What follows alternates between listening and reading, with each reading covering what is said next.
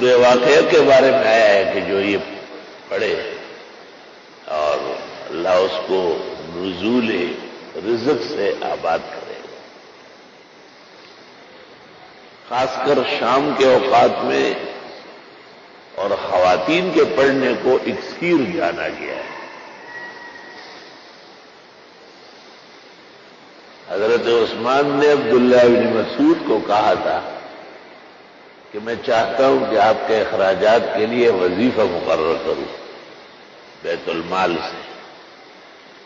عبداللہ بن مسعود نے ان کو جواب لکھا کہ میرے گھر کی عورتیں مغرب کے بعد سورہ واقعہ پڑھتی ہیں، اس لیے ہمیں دنیا کی حاجت نہیں ہے.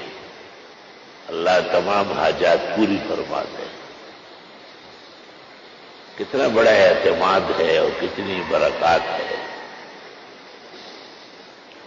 میں اکثر طلباء سے بھی کہتا ہوں، علماء دین سے بھی، جب کبھی وہ معاش اور اقتصاد کا شکوہ کرتے ہیں، آج کل تو حالات ایسے ہو گئے کہ تمام مدرسے والے علماء وہ خاص افغان میں ہے، کیونکہ لاک ڈاؤن کے ذریعے اور وبا کی وجہ سے اچھے بھلے لوگوں کے کام بند ہو گئے، فیکٹریاں رک گئی، کارخانے سمٹ گئے، کاروبار تقریباً مفلوج ہو گیا. تو ایسی صورت میں وہ غریب مدرسوں کو کیا تعاون دیں گے؟ میں اکثر ان سے یہ کہتا ہوں کہ لاک ڈاؤن تو آپ کے ہمارے اختیار میں نہیں ہے اور وبا بھی آپ کے اور ہمارے اختیار میں نہیں ہے، لیکن سورت واقعہ پڑھنا آپ کے اور ہمارے اختیار میں ہے. بجائے اس کے کہ سیٹ کو آپ فون کریں، اس کو راضی کرے، اس کی منت کرے، آپ گھر کی عورتوں کو،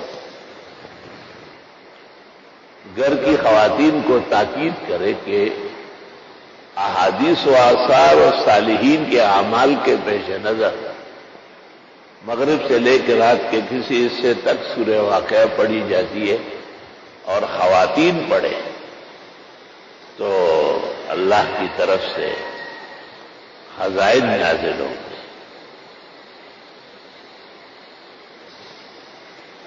طلبہ کے لیے اور جن کے لیے یاد ہے وہ تو مغرب کے 2 سنتوں میں اور 6 اوابین میں اس کو معمول بنا لیں. زندگی پر خود کفیل رہیں گے، مستغنی رہیں گے، اور انشاءاللہ تعالی اس ناسوتی عالم میں اور اس فانی زندگی میں کسی کی طرف حاجت کے ساتھ نہیں بڑھیں گے، بلکہ ان کی حاجت پورا کرنے کے لیے بڑھیں گے. اللہ تعالیٰ نے ایسی شان والی صورت عطا فرمائی.